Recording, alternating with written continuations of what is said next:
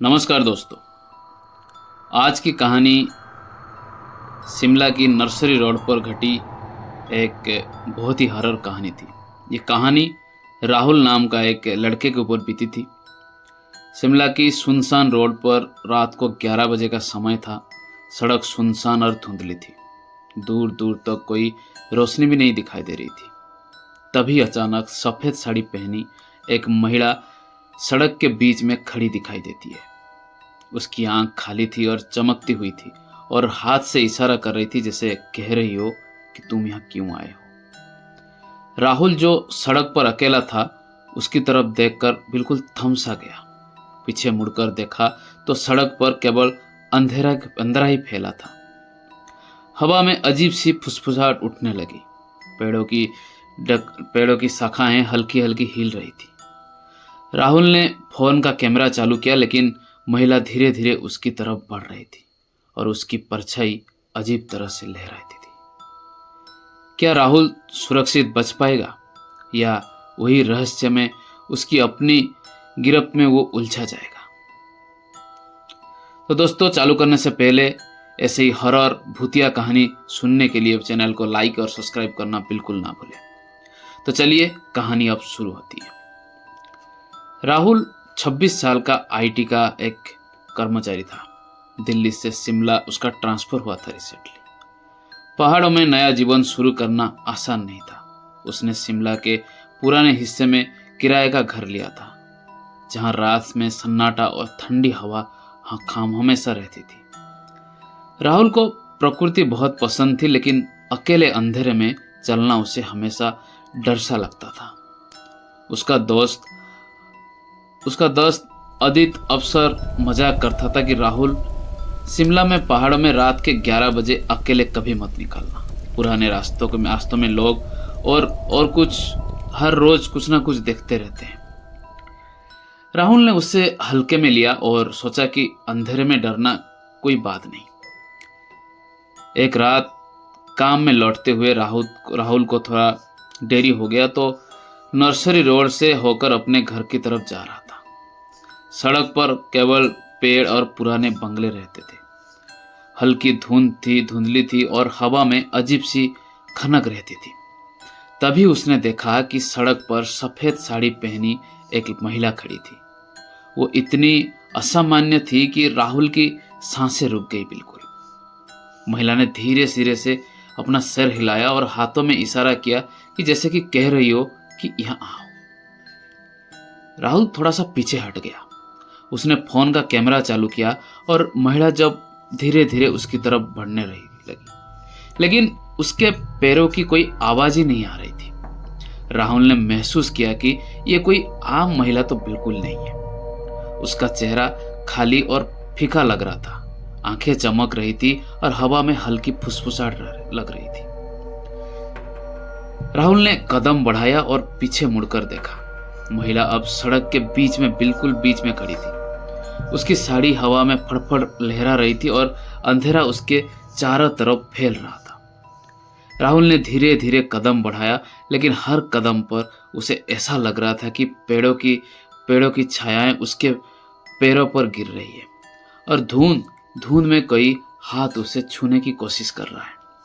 उसने तेजी से देखा कि महिला की परछाई अजीब तरह से बढ़ रही है और हवा में उसका फुसफुसाना बार बार गूंज रहा है कि तुम क्यों आए हो यहाँ। ये सब सुनकर राहुल का दिल थोड़ा ज्यादा धड़कने लगा। उसने तेजी से कदम बढ़ाया कि सड़क पर खामोशी बिल्कुल था, तो सोच रहा था कोई आगे मिल जाए।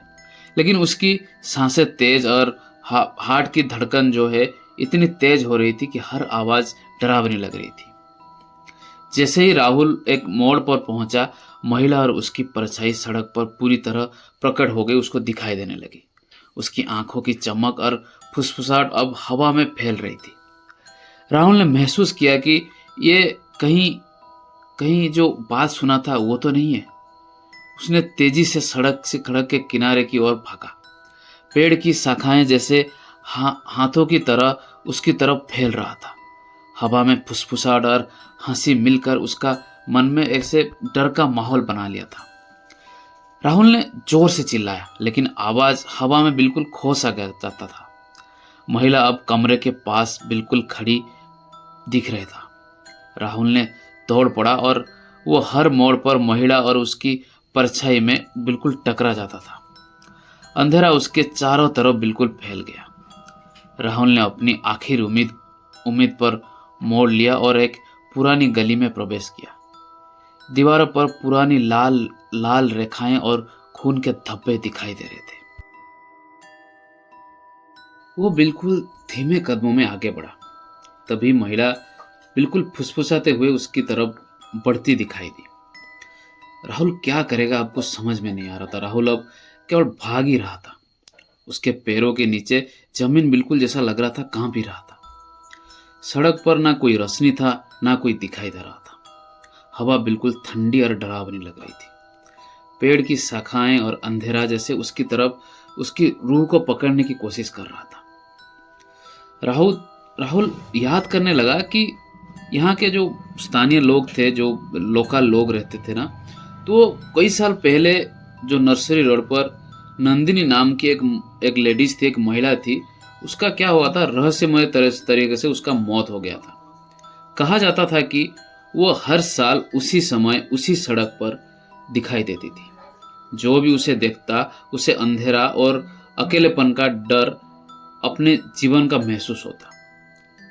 राहुल ने अब महसूस किया कि वो सिर्फ पुरानी आत्मा और अतीत की पीड़ा की सामना कर रहा था। इसे समझना या सुलझना असंभव था। राहुल फिर क्या किया कि राहुल लास्ट में घर के पास पहुंचा और जो महिला थी वो सड़क पर पूरी तरह बिल्कुल दिखाई देने लगी। उसकी आंखें बिल्कुल चमक रही थी और बिल्कुल हवा में फुसफुसाहट उसका गूंज रहा था। बोल रही थी कि तुम यहाँ क्यों आए हो। राहुल ने पूरी ताकत लगाकर लास्ट में भागा। पेड़, अंधेरा और वो महिला की परछाई हर मोड़ पर उसका पीछा करने लगी थी। जैसे ही वो जो शहर की रोशनी में पहुंचा, वहां से जो गली से हटकर, वो महिला और अंधेरा बिल्कुल अचानक गायब हो गया। सड़क अब शांत हो गया था और हवा ठंडी थी और अब कोई आवाज बिल्कुल नहीं थी। राहुल थोड़ा सा अपनी राहत लिया और अच्छे से बैठा और उस पास में जाके थोड़ा सा पानी भी पिया और गहरी सांस ली और उसने मन में ठान लिया कि मैं कभी भी जिंदगी में उस सड़क पर बिल्कुल भी कभी भी अकेले रात में नहीं जाऊंगा। उस रात से वो कभी कभी खिड़की के बाहर देखता है। हल्की धुंध में वो महिला अभी भी उसको याद आती है, लेकिन अब डर के साथ सावधानी और जीवन की अहमियत को भी वो समझता है। राहुल ने महसूस किया कि कुछ रहस्य केवल जीवन बचने और अनुभव करने के लिए होते हैं।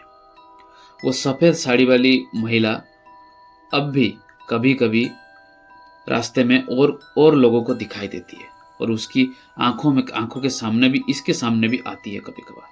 लेकिन अब डर के साथ वो सीख और सतर्कता से, वो सावधानी से आगे जाता है। तो दोस्तों, ये थी राहुल के साथ जो रियल इंसिडेंट, उसका शिमला के जो नर्सरी रोड पर वो उसका जो हॉरर इंसिडेंट हुआ था उसके ऊपर। तो आशा करता हूँ कहानी आपको अच्छा लगा होगा। अगर अच्छा लगा होगा, आपसे इतना ही हम मांगेंगे कि वीडियो को लाइक कीजिए और सब्सक्राइब कीजिए चैनल को, और दोस्तों के साथ वीडियो को साझा कीजिए। मिलेंगे दूसरे वीडियो से, दूसरे हॉरर स्टोरी के साथ। तब तक जय हिंद।